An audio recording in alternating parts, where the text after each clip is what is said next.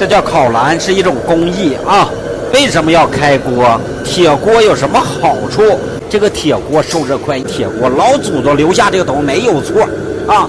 热爱美食就是热爱生活。你想做出好的美食，你必须有个好锅。你没有好锅，就是对付吃喝，炒熟就行了啊，顶个饱，没有营养。你说你吃它干啥？对不对？你炒个肉必须把那个味儿炒出来，你炖条鱼你必须把那个味道炖出来，哎，对不对，老铁们？